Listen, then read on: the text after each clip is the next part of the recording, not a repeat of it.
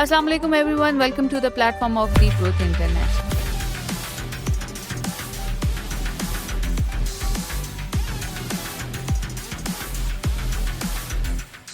Define करें कि क्या क्या चीज़ रेप के ज़मरे में आती है। जी बिल्कुल, इट्स वेरी इंपॉर्टेंट। एक ऐसा सब्जेक्ट है जिसके बारे में बात नहीं होती है, जिसकी वजह से लोगों को अवेयरनेस भी नहीं है।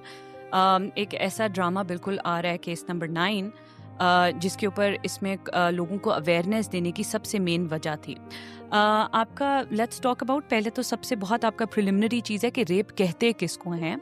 आपका 2021 में लॉ पास हुआ था, anti rape trial and investigation act 2021 का। उस लॉ के तहत आपको याद होएगा कि 2018 में एक बहुत इंसिडेंट हुआ था, बहुत it was a sad incident कि रात को एक औरत जो थी अपने बच्चों के साथ ट्रैवल करी थी, आफ्टर 12 लेट आवर्स थे।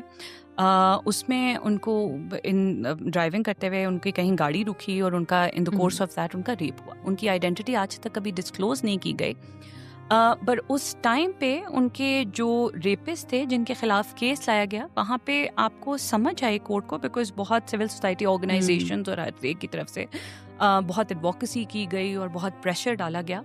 आपके लॉज वर नॉट सफिशिएंट। इससे पहले रेप को कौन सा एक्ट डील की करता था? आपका पहले तो हदूद ऑर्डिनेंस जो था 1970s के अंदर जो आया था वो डील करता था। फिर आपका पाकिस्तान विमेन प्रोटेक्शन एक्ट आया था 2006 में, जिसने हदूद ऑर्डिनेंस में जितने मसले थे उनको रिजॉल्व करके निकाला था। But even then it was not sufficient.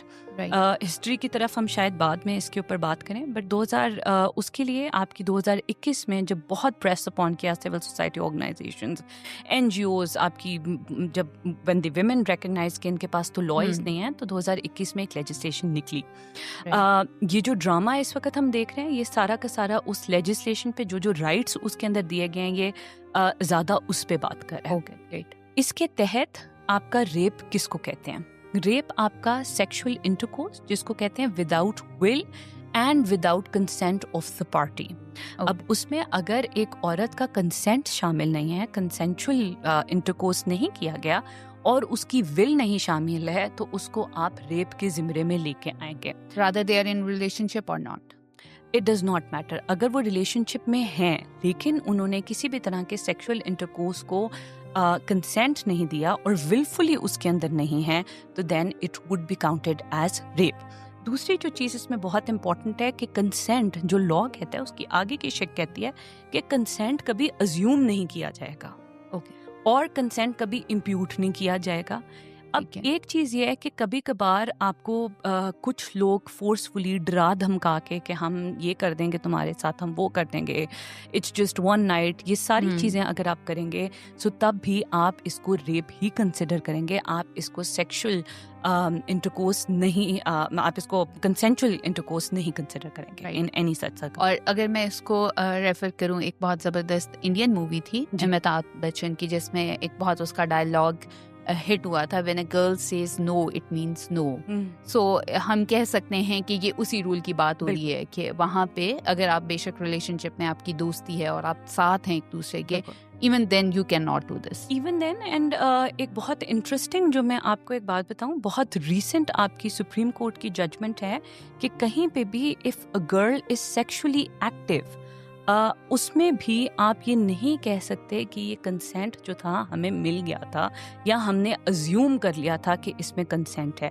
अगर एक लड़की despite of her sexual history जो भी है, अगर वो एक्टिव भी है लेकिन वो ऑन एट दैट टाइम अगर वो no, if she says no, then that means no, आपने कंसेंट नहीं ऑब्टेन किया। हाँ, ये भी बात है if a person is of unsound mind, कभी कभार यहाँ if the person is intoxicated, उन सर्कमस्टांसेस में भी अगर वो कहीं पे इस एक्ट की तरफ चला जाता है तो उसको भी कभी कंसेंट नहीं कंसिडर किया जाएगा। Right, thank you so much. एक तो ये क्लियर करने के लिए आपका बहुत शुक्रिया। और व्हाट अबाउट अंडर 18? अगर एक बच्चा है या जिसे हम कहते हैं कि वो अडल्ट नहीं है हमारी सोसाइटी के हिसाब से, तो उसके लिए क्या?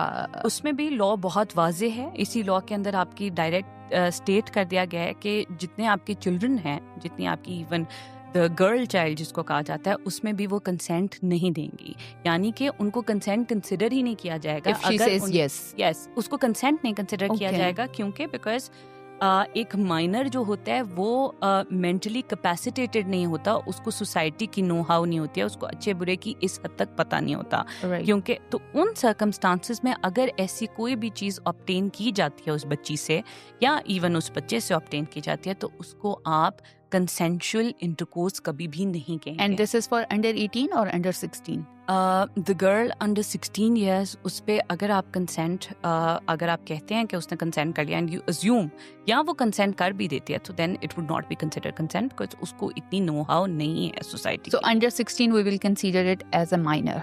एज अ माइनर, एंड उस पर रेप चार्जेस लगेंगे फॉर द पर्सन जो उसके साथ इंटरकोर्स करते हैं। राइट, ये तो हो गई रेप की डेफिनेशन। जी। अब आप बताएं कि खुदा ना खास्ता ये हो गया, किसी भी बच्ची के साथ हो गया, क्या चीज़ पहले करनी है? क्या पहले मेडिकल रिपोर्टिंग के लिए जाना है या पहले एफआईआर के लिए जाना है? कितना टाइम पीरियड होता है? कौन से प्रिकॉशनरी मेजर्स हैं जो फ़ौरन से ले लेने चाहिए? देखें, ये बहुत इम्पॉर्टेंट है, क्योंकि आपका जो सारा एविडेंस आ जाके बेस करता है, यस आपके अगर फोर्सफुल है या किसी भी तरह का है। देखें, जब बहुत ज़्यादा स्टडी की गई तो आपकी 3 चीज़ें सामने आई। आपको कहा गया औरत उस टाइम पे फ्लाइट मोड में जा सकती है, औरत उस टाइम पे फ्रीज हो सकती है, एंड औरत उस टाइम पे जब फ्रीज होएगी तो उसकी बॉडी पे ब्रूजेस वगैरह नहीं होंगे। सो इन सब को फैक्टर इन करते हुए कहा गया कि कभी ब्रूजेस नहीं भी हो सकते औरत की अगर उसको रेप किया गया है। And what is meant by flight mode? Flight mode के वो रेजिस्ट करेगी, फाइट करेगी, या वो Okay. भागेगी, या ओके, वो उस शॉक में भी जा वो सकती है। शॉक में भी 3 मोड्स हैं, या वो फाइट करेगी, दैट इज वो रेजिस्ट करेगी, वो फ्लाइट करेगी यानी कि वो भाग सकती है वहां से और उसको फिर खींच के, या वो फ्रीज हो जाएगी, वो Okay. इतना ट्रॉमेटाइज्ड हो जाएगी, वो शॉक हो जाएगी कि वो शायद may be give up Resist कर नहीं जाए, कर सकते। रेजिस्ट ना कर सके। कभी कभार आप इतने इंटिमिडेट हो जाते हो दूसरे से। सो उन सर्कमस्टांसेस में जब बात की गई तो अक्सर कहा गया कि आपके जो इनिशियल केसेस थे उनमें अक्सर कहा गया कि नहीं, इसकी बॉडी पे कोई निशान नहीं है, कोई ब्रूजेस नहीं है। सो इसलिए बात एंड पे ये आती है कि आपको मेडिको एग्जामिनेशन कराना बहुत ज़रूरी है, क्योंकि आपके 48 घंटे के अंदर अंदर आपकी ये चीज़ साबित कर देती है that you had a sexual intercourse और नॉट। Right. अब इवन इस ड्रामे में भी ये बहुत एक्सप्लिसिटली बात दिखाई गई है कि उस वो she takes shower and then उसकी वजह से उसके सारे एविडेंस जो है इरेज हो जाते हैं, and at the end of the day उसके पास the only thing the court has to consider कि उसकी बॉडी पे ब्रूजेस हैं। नाउ ये जो 3 चीजें मैंने आपको बताई हैं, if the girl is in a freeze mode तो कभी भी उसकी बॉडी पे शायद वो निशान आपको ना मिले। इसलिए at the end of the day आपको बार बार प्रेस अपॉन किया जाता है that you need to go for a medical examination.